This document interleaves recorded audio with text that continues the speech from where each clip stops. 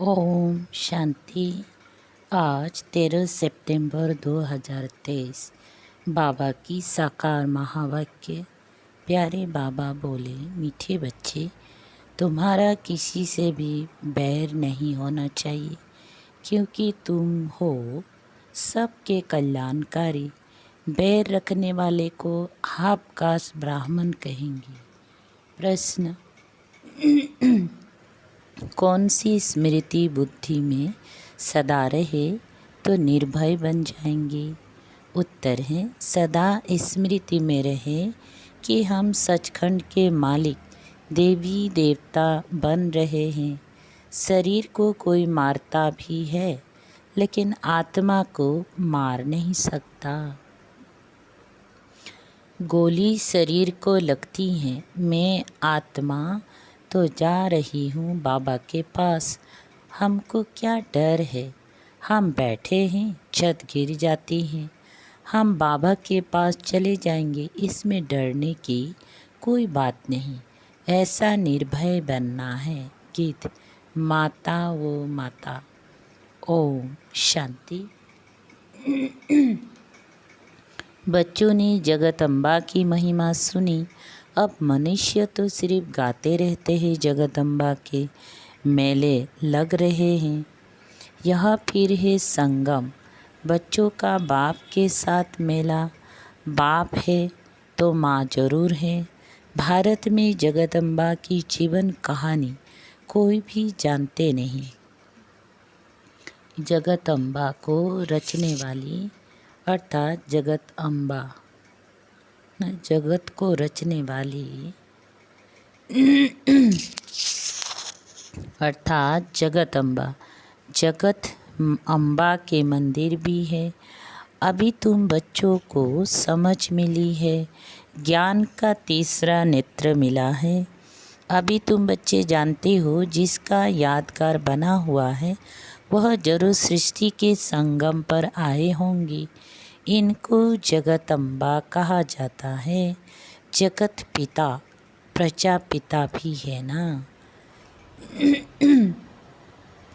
इस बेहद ड्रामा का आदि मध्य अंत क्या है और मुख्य एक्टर्स कौन से हैं, ये कोई नहीं जानते। हीरो हीरोइन भी एक्टर होते हैं ना।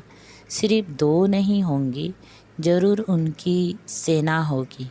जगत अम्बा की भी सेना होगी।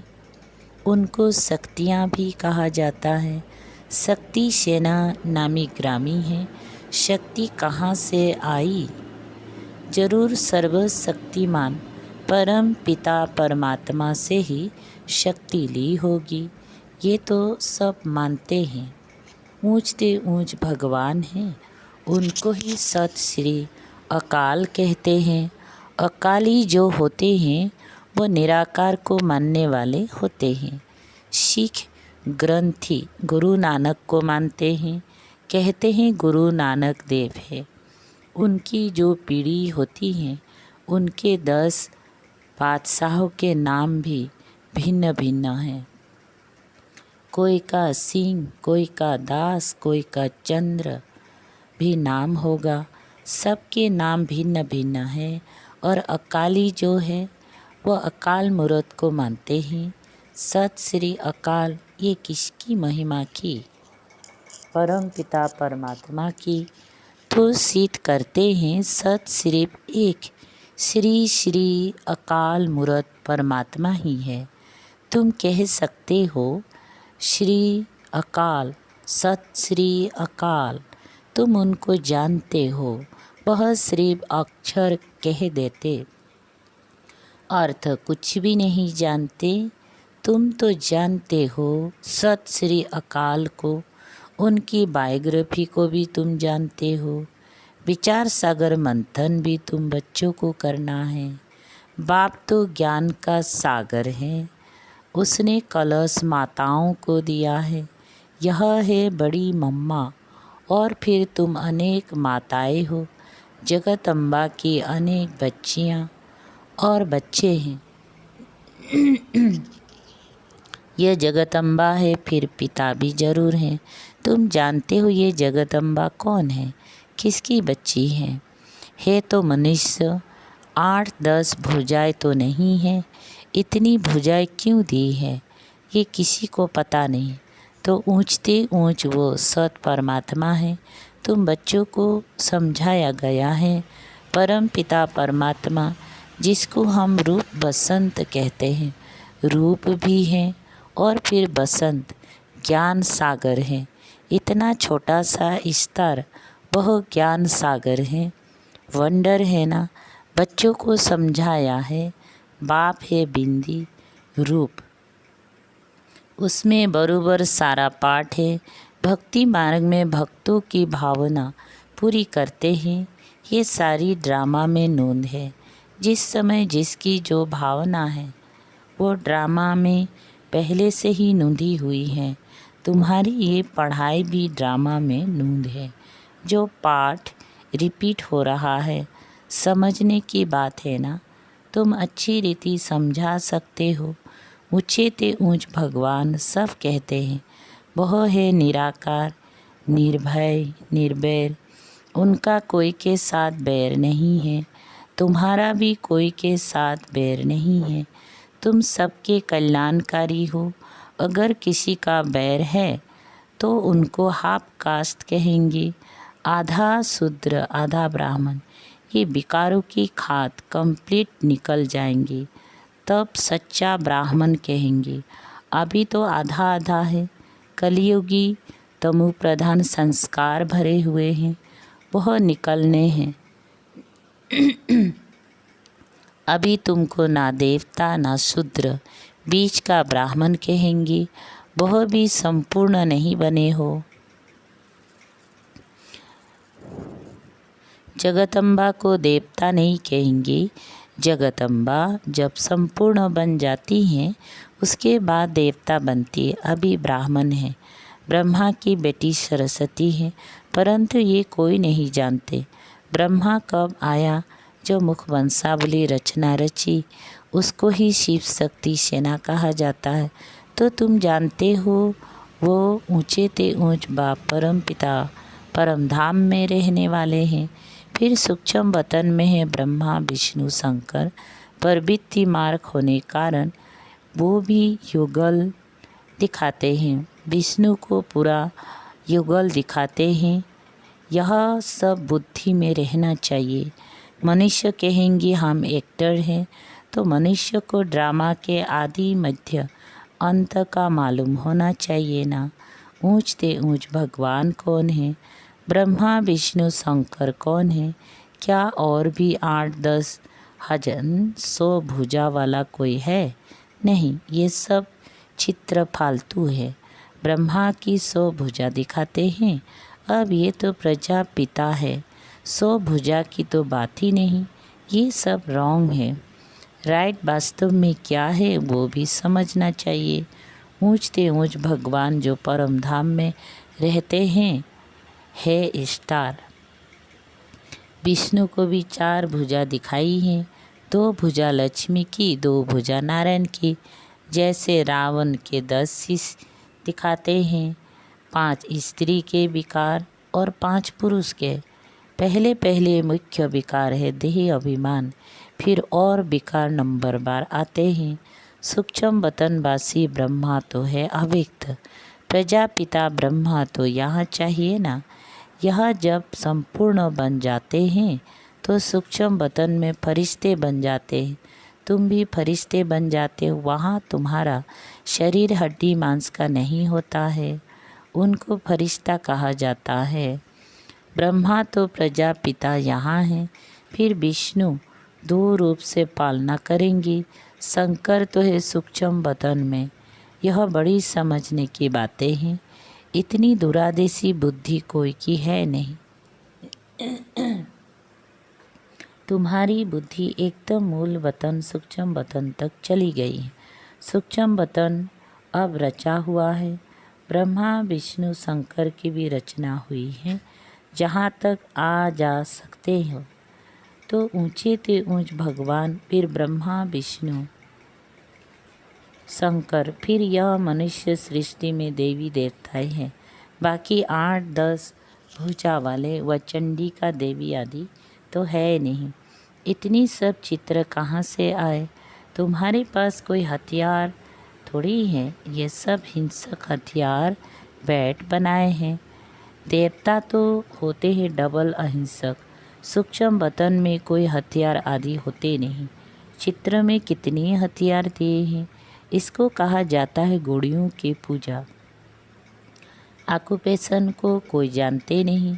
बाबा आकर ब्रह्मा द्वारा नए रचना रचते हैं तो खुद बड़ा हो गया ना।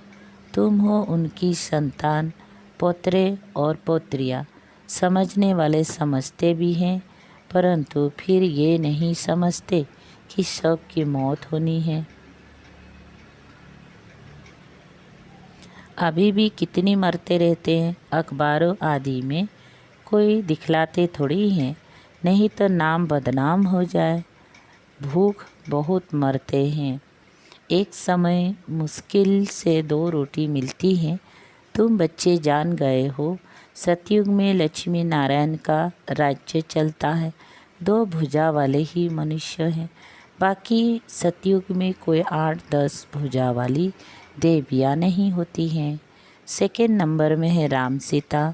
वह भी यहाँ राजयुग से पद पा रहे हैं। कितनी सहज बात है समझने की। बाप कहते हैं तुमने बहुत वेद शास्त्र पढ़े हैं, अब तुम मेरे से सुनो और जज करो। मैं तुम्हें सत्य सुनाता हूँ या वो सत्य सुनाते हैं। अगर वो सत्य सुनाते हैं तो तुम सत्यनारायण की कथा से सत्यनारायण क्यों नहीं बने हो? अभी तुम प्रैक्टिकल में सत्य बाबा से सत्य कथा सुन रहे हो। नारी से लक्ष्मी, नर से नारायण बनने की ये कथा है। जरूर प्रजा भी बनेगी कि सिर्फ लक्ष्मी नारायण जाकर तख्त पर बैठेंगे। यह देवी देवताओं की राजधानी स्थापन हो रही है। फिर सतयुग में आकर राज्य करेंगे। वहाँ राजाओं को लश्कर आदि कोई होते नहीं। लश्कर भिखारी अनहोली राजाओं को होते हैं। वो तो है होली राजाएं। सतयुग को होली लैंड कहा जाता है। इसको अनहोली लैंड कहते हैं। बहुत पुराने पतित हो गए हैं। नए को पुराना बनना ही है। शरीर भी पहले नया फिर पुराना होता है। ये तो बुद्धि में बैठना चाहिए ना। मनुष्य होते हुए भी ड्रामा के आदि मध्य अंत को नहीं जानते। तुम जानते हो ऊंचते ऊंच शिव बाबा मूल वतन में रहते हैं। उसको निराकारी दुनिया कहा जाता है। आत्माएं बिंदियाँ भी वहाँ रहती है, परंतु बिंदी रूप ही दे तो कोई समझा कैसे सके। बिंदी की पूजा कैसे करेंगी? शिव बाबा के बिंदी रूप की पूजा कैसे करें? तिलक कैसे लगाए? बाबा अमरनाथ पर भी गए हुए हैं। बाबा सारा देखकर आए थे कि कैसे शिवलिंग बनाते हैं। कहते हैं वहाँ पार्वती को शंकर ने कथा सुनाई। अब पार्वती ने किस दुर्गति को पाया था जो उनको बैठ कथा सुनाए? वास्तव में तुम सब पार्वतियाँ हो। तुम जन्म मरण में आते हो और सद्गति को पाने के लिए कथा सुन रहे हो। तो वहाँ पूछा शिवलिंग कहाँ है? तो बोला शिवलिंग तो आप ही निकल आते हैं। अरे ये कैसे होगा? वहाँ कबूतर भी दिखाते। कबूतर बात करना कभी सीखते नहीं, तोते को बात करना सिखलाते हैं तो वो बोलते हैं, कंठी पड़ जाती हैं। तुम ज्ञान की कंठी पहनते हो। तो बाबा ने समझाया है, ऊँचे ते ऊँच तो है शिव बाबा, फिर ब्रह्मा विष्णु शंकर। प्रवृत्ति मार्ग दिखाने लिए विष्णु को 4 भुजाएं दिखाते हैं। यहाँ मनुष्य सृष्टि में ऊँचते ऊँच लक्ष्मी नारायण और उनकी राजधानी पे राम सीता की डिनास्टी। ये होली डिनास्टी पूरी होती है। फिर रावण राज्य शुरू होता है। फिर सबको पतित बनना ही है। बाकी हाँ, पिछाड़ी में जो नई आत्माएं आती हैं उनका कुछ प्रभाव निकलता है। किसका सतु प्रधान का, किसका रजू तमो का पाठ है। ये बेहद का ड्रामा है। मनुष्य तो मनुष्य ही है, बाकी सब है गुड़ियों की पूजा। तुम एक्टर्स हो ना, अभी तुम मनुष्य से देवता बन रहे हो। पढ़ाई से मनुष्य कितना ऊंच पद पाते हैं, यह भी पढ़ाई है जिससे तुम राज्य पद पाते हो। ऐसे पढ़ाई कोई होती नहीं, वो प्रिंस प्रिंसेस जो पार्लब्ध ले आते हैं।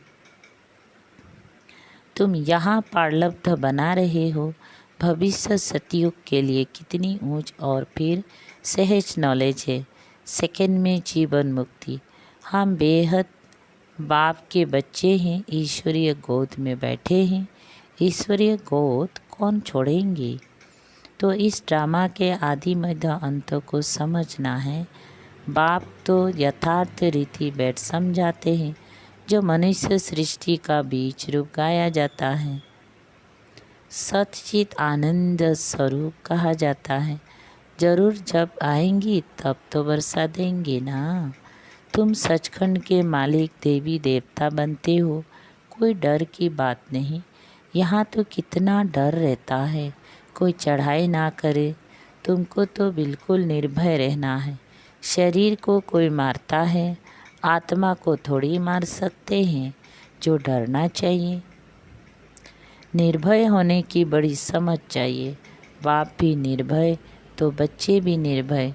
गोली शरीर को लगती है, मैं आत्मा तो जा रहा हूँ बाबा के पास, हमको क्या डर है। हम बैठे हैं, छत गिर जाती है, हम बाबा के पास चले जाएंगे। निर्भय होने में टाइम लगता है। तुम हो जगत अम्बा के बच्चे, शिव शक्ति सेना। एक की तो महिमा नहीं है, तुम भी साथ हो। ये कमांडर है, तुमको रूहानी ड्रिल सिखलाते हैं। तुम उनके बच्चे हो, तुम हो लकी सितारे। ये सरस्वती भी लकी सितारा है, ब्रह्मा की बेटी है ना। उस ज्ञान सूर्य का चंद्रमा तो ये ब्रह्मा है ना।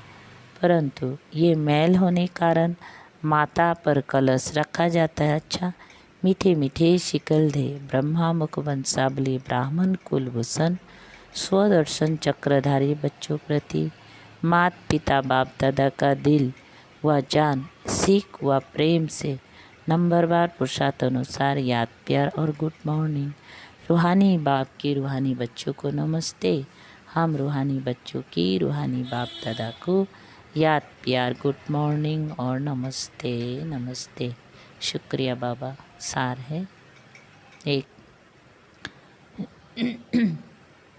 कलियुगी तमोप्रधान संस्कारों को निकाल सच्चा ब्राह्मण बनना है। किसी से भी बैर नहीं रखना है। 2, निर्भय बनने के लिए आत्म अभिमानी रहने का अभ्यास करना है। हम शिव शक्ति सेना है, हमें तो सचखंड का मालिक बनना है, इसी नशे में रहना है। वरदान, कलियुगी वायुमंडल में रहते हुए उसके वाइब्रेशन से सेफ रहने वाले स्वराज्य अधिकारी भव। विस्तार, स्वराज्य अधिकारी उसे कहा जाता जिसे कोई भी कर्मेंद्रिय अपनी तरफ आकर्षित ना करे, सदा एक बाप की तरफ आकर्षित रहे, किसी भी व्यक्ति व वस्तु की तरफ आकर्षण ना जाए। ऐसे राज्य अधिकारी ही तपस्वी है। वही हंस बगुले के कलियुगी वायुमंडल में रहते हुए सदा सेफ रहते हैं। जरा भी दुनिया के वाइब्रेशन से उन्हें आकर्षित नहीं करते। सब कंप्लेंट समाप्त हो जाती हैं। स्लोगन, बुरे को अच्छे में बदल देना ही उच्च ब्राह्मणों की श्रेष्ठ शक्ति है। ओम शांति। शुक्रिया बाबा।